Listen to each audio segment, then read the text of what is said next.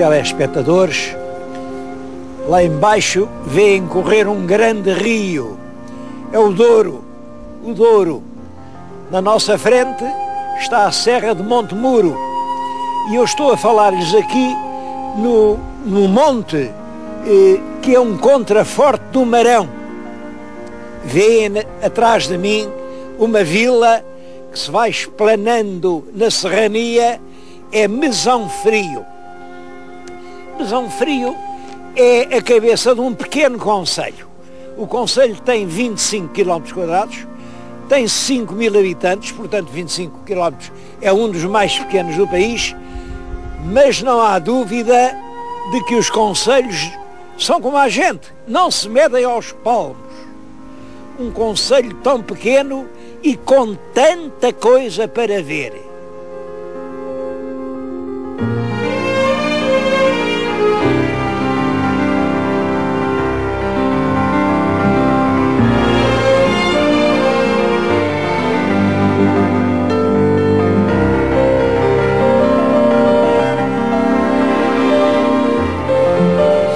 O próprio nome da terra, Mesão Frio, é muito interessante.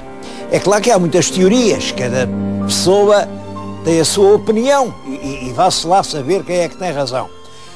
Mesão, para uns mesão é porque a terra está assim no alto do monte, que faz lembrar uma mesa, uma grande mesa, mesão. Bom, para outros, e eu acho que são os outros que têm razão, mesão tem a ver com a palavra francesa maison. Ainda em Espanha, casas de pasto, casas onde se come, chamam-se maisons. Bom, e o maison vem, claro, vem do latim mansio. Mansio, no genitivo, mansionis. É de mansionis que vem a maison francesa e que veio a antiga mesão portuguesa. Este mesão que agora já não se usa, mas usava-se no sentido de casa. Também o frio se discute, também se discute. Até há pouco tempo dizia-se frio porque aqui está um frio medonho.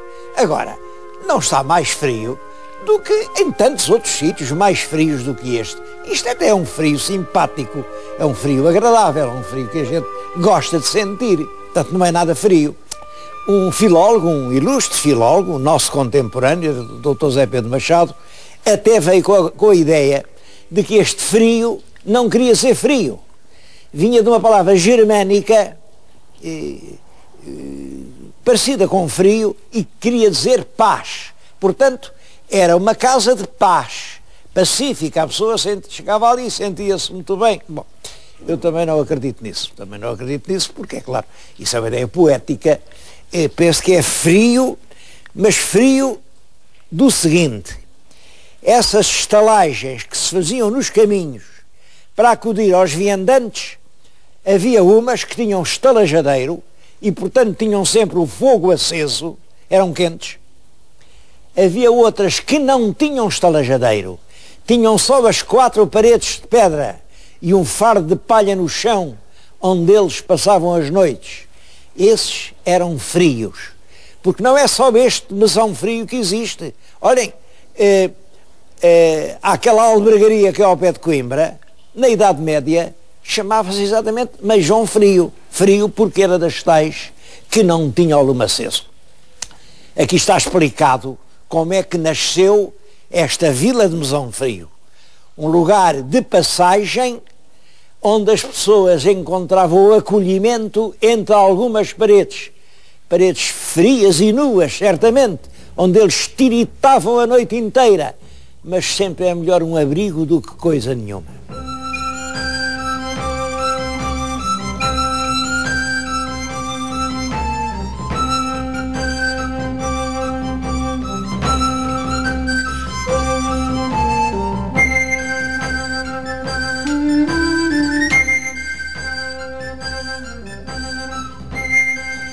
Eu estive agora a falar aqui no claustro do antigo convento dos franciscanos e estou convencido de que não era aqui a tal mesão fria. Não era aqui.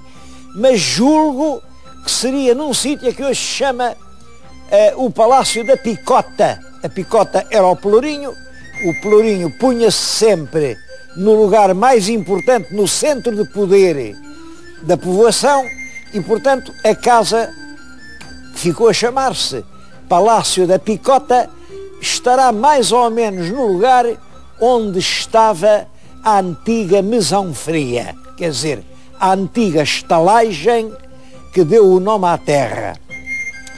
A terra depois já era importante, ela recebeu furor do rei Dom Afonso Henriques em 1152. Ora, vai agora, este ano está a fazer 850 anos. É importante, eles vão fazer comemorações e com toda a razão. 850 anos de existência como comunidade independente, como beetria. Também é curioso isso. Uma beetria é um concelho, claro, uma comunidade organizada, mas em que os moradores têm o direito de escolher o seu chefe. O senhor da beetria é escolhido pelos moradores. Claro que isso representava realmente um benefício enorme, uma benfeitoria. É exatamente de benefactoria que vem a palavra beetria. Era, portanto, uma terra livre, terra que escolhe aquele que a governa desde há mais de 800 anos.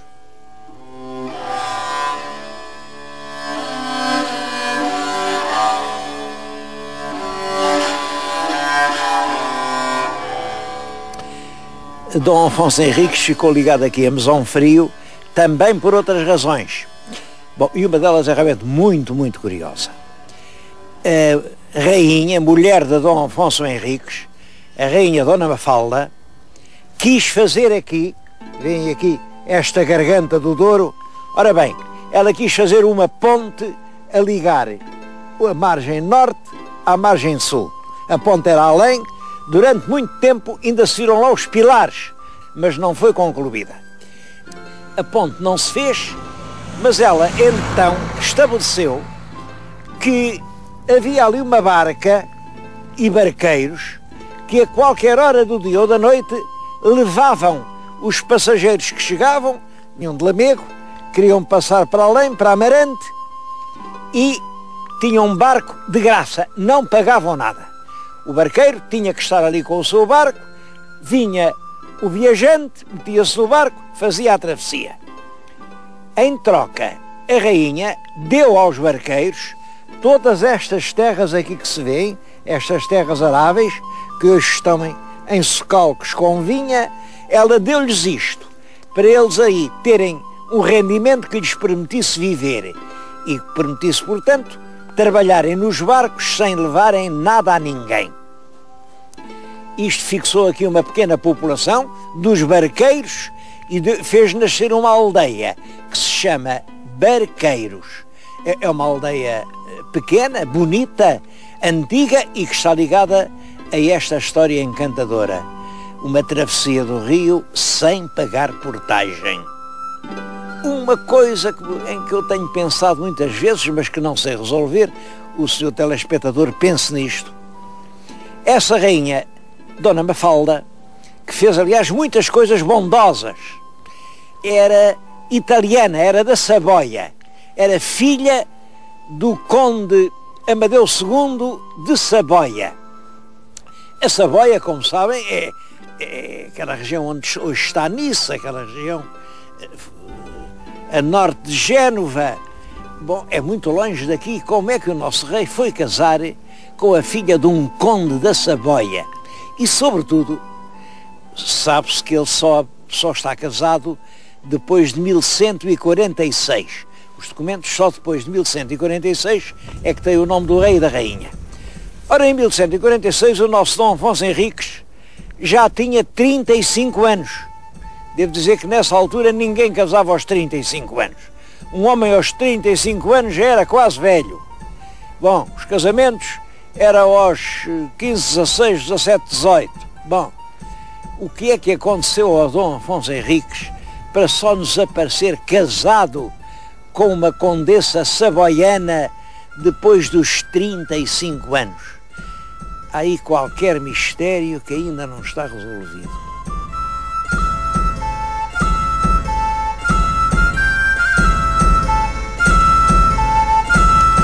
Mas esses primeiros tempos de Mesão Frio são muito pouco conhecidos. Eu agora estou a falar-lhes aqui num lugar, isto é a Quinta da Gafaria, é um sítio lindíssimo, como vê, mas todo o concelho é assim bonito. O que é curioso é isto, Gafaria quer dizer terra de gafos. O gafo é a palavra medieval que significa leproso.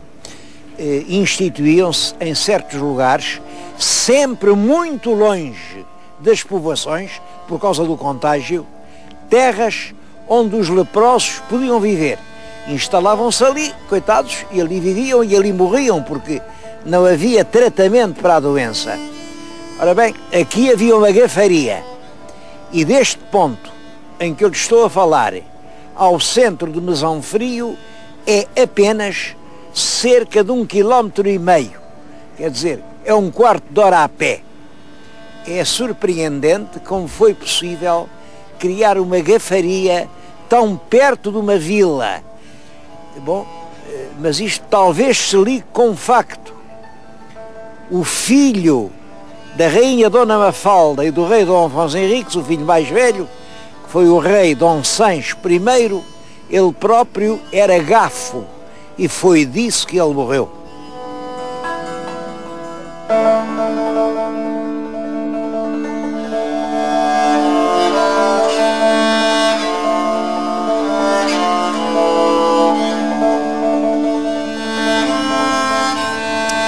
A história de Mesão Frio, a partir desses tempos da fundação, é uma história igual à das aldeias e das vilas aqui do norte de Portugal. Os pequenos lugares vão crescendo devagar, muito devagar. As famílias de colonos alargam pela serra acima as suas arroteias e, sobretudo, começam a meter os pés da vinha e a plantar as oliveiras. São esses dois produtos, a vinha e a oliveira, que vêm trazer um pouco mais de bem-estar às aldeias dos lavradores. Mas é sobretudo a vinha aqui, nas encostas do Douro, que não tarda a ocupar grandes espaços. Começa a haver muito vinho, isso no século XVI já há muitas referências ao vinho do Douro. É no século XVII que os ingleses começam a comprar em grandes quantidades no Porto barricas de vinho daqui. Olhem, esta estradinha para onde agora vêm os automóveis ainda é a mesma por onde iam os carros com as pipas no tempo do Marquês de Pombal. Vejam lá, já lá vão quase 300 anos e ainda não há maneira de fazerem uma estrada nova. Mas era por essa estradinha, iam as pipas, ali metiam-se nos tais barcos, os barcos iam de Douro abaixo. No Porto haviam os comissários ingleses, pagavam aquilo a dinheiro, o dinheiro chegava cá acima, outra vez atrás dos montes e aqui ao Alto Douro, e os proprietários agora tinham dinheiro para fazer palácios. Eu já vou falar-lhes outra vez nos palácios, mas não queria aqui deixar de lhes dizer que hoje estamos outra vez a fazer bom vinho. Vamos agora ver isso.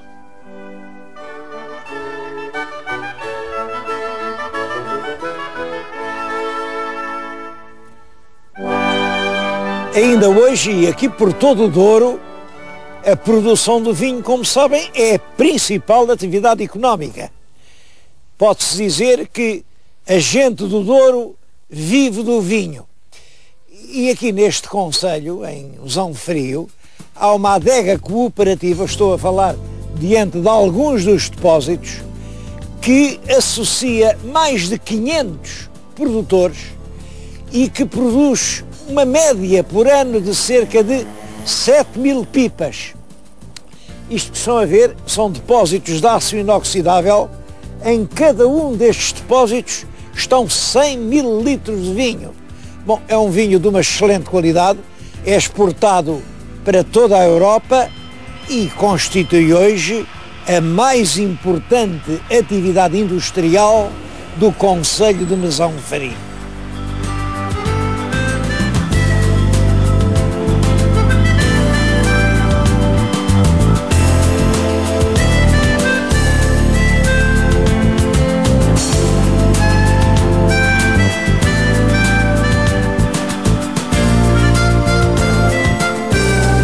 A história do vinho do Porto também tem altos e baixos.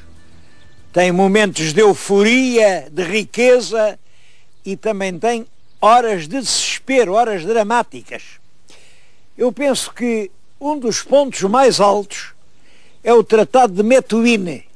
Methuen é o nome de um diplomata, é o diplomata que negociou o tratado.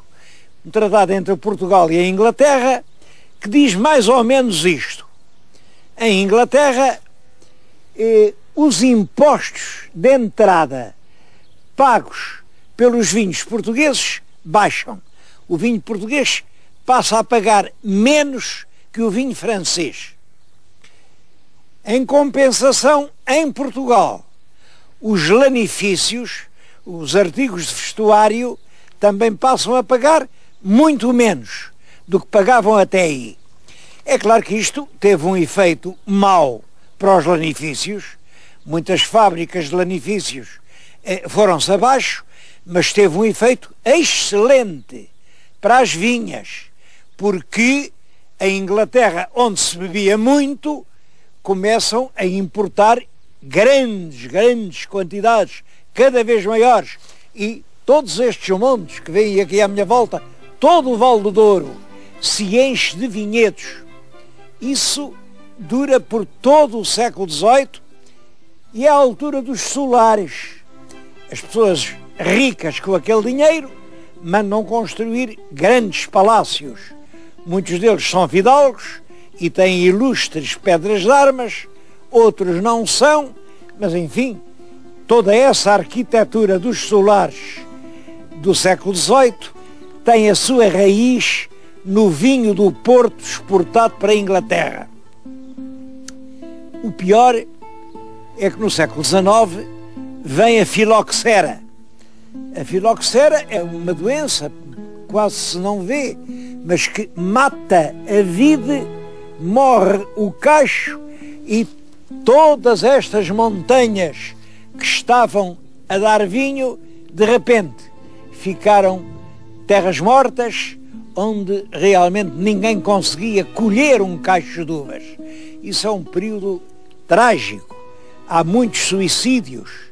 Os solares foram abandonados. Ainda hoje, quem andar por aí, vê alguns em completa ruína. Bom, mas depois de uma noite há sempre uma madrugada.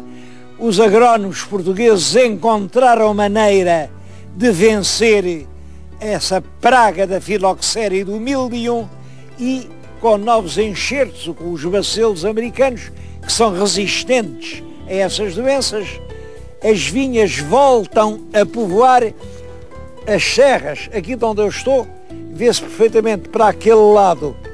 A serra está limpa, são socalcos de vinha, mas vê-se para além a mata que invadiu os antigos socalcos. Tudo aquilo já foi vinha, onde a filoxera acabou por extingui-la e veio a crescer arvoredo. Com a nova técnica nascem as adegas e dá-se hoje, outra vez, o vinho é uma grande riqueza. Mas não é só o vinho que vem reanimar a região.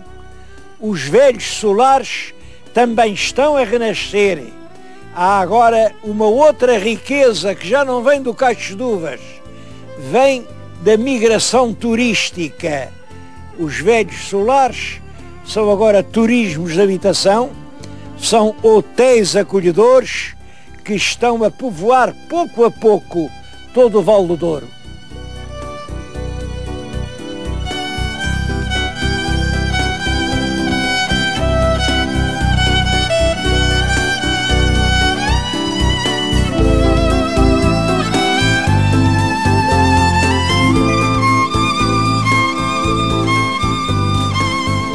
Dos solares que têm mais prestígio aqui na região é este solar da Rede. Chama-se solar da Rede por uma razão engraçada, é que fica perto de uma aldeia da Rede, que era onde os antigos pescadores atravessavam uma rede de um lado ao outro do Rio Douro e, é claro, tudo quanto vinha rio abaixo ficava ali. É como vê um edifício muito bonito, tem ao centro uma pedra de armas, querem dizer Queiroz e Cabral, são famílias importantes daqui, mas o último proprietário ligado à família do solar foi um famoso político do fim da monarquia, o José Maria Alpuim. Estou-lhes a falar aqui na própria casa de jantar do José Maria Alpuim. Todo este palácio fala do José Maria Alpuim. Ora, ele tem lá ao fundo um quarto. Naquele quarto há uma cama que chamam a cama do rei. É claro que isso é uma lenda, porque o rei nunca veio aqui, mas eu penso que a lenda se pode explicar porque o Alpuim viveu toda a vida no desejo de que o rei cá viesse. Alpuim era um homem de grande talento, ele formou-se em Coimbra, era um orador de palavra poderosa, ele arrastava as turbas e era um homem terrivelmente ambicioso. Bom, ele era do Partido Progressista. Naquela altura eram regeneradores progressistas, no fundo, entre regeneradores e progressistas não havia assim uma grande diferença e eles iam-se alternando no poder. Ora estavam os regeneradores, depois estavam os progressistas, depois estavam os regeneradores. Bom, era isso que se chamava rotativismo. O rei Dom Carlos modificou isso, chamando para o governo um antigo regenerador, que era o João Franco. Portanto, criou uma dissidência dentro dos regeneradores. O Alpuim, que era progressista, ficou muito zangado. Então, porquê é que não achou antes a ele que podia criar uma dissidência dentro dos progressistas? E o Alpuim, a partir desse momento, cria a dissidência progressista e atira-se à monarquia. E mais, alia-se aos republicanos. Alpuim mistura-se com o Partido Republicano para fazer uma revolução que devia implantar a República em 1908. É a Revolução de 28 de janeiro de 1908. Bom, é claro que o que é que eu penso disto? Há quem diga que os homens são todos iguais. Não é verdade. Há homens de palavra e há homens sem palavra. É claro que Alpuim acabou, tristemente, abandonado por todos. Nem sequer os republicanos lhe ligaram. Deram-lhe um bom emprego, fizeram-no comissário da companhia Niassa, e ele morreu poucos anos depois, sem lhe terem dado nenhum cargo de confiança política, porque é evidente que um homem que serve a monarquia e foi 3 vezes ministro do rei Dom Carlos, um homem que no seu palácio manda fazer a cama à espera que el rei o venha visitar e que depois se mete numa revolução republicana, é um homem sem palavra. A casa hoje é uma pousada cheia de encanto, está num sítio lindíssimo, lindíssimo, sobre o Val do Douro, tem jardins muito bonitos, tem aí pela encosta acima aposentos espalhados, as pequenas casinhas dos camponeses são hoje aposentos. Há aí um casal para os noivos. Que beleza ser noivo e poder passar ali a noite de núpcias, que beleza. Bom, mas há outra razão que me leva a ter por este solar da Rede uma grande simpatia. É que o diretor da pousada não é um português, é um italiano, um homem muito culto, o Dr. Giuseppe Gilardino, que antes de estar aqui foi diretor de hotéis 5 estrelas na Suíça, em França, veio para aqui, apaixona-se pela maneira de ser portuguesa. Ele diz que nunca nenhuma cidade o recebeu tão bem como Lamego, acredito, conheço Lamego, e fica aqui. E aqui tem esta teoria. Em Portugal, poucas coisas há tão boas como a comida portuguesa. Como é possível que haja hotéis e pousadas e lugares de Portugalidade a servir comida estrangeira a quem passa? E a daqui tem uma cozinha realmente muito boa, em que as velhas especialidades aqui da cozinha duriense, ou minhota, ou tudo quanto é português, é tratado com um extraordinário carinho. É preciso vir ao Val do Douro para saber até que ponto é preciosa a cozinha portuguesa. E nós que temos nas mãos esse trunfo, porque a cozinha portuguesa é uma das mais saborosas de toda a Europa. Temos esse triunfo nas mãos e não o usamos. É o caso de dizer, também é um dito popular, que Deus deu as nozes a quem não tem dentes.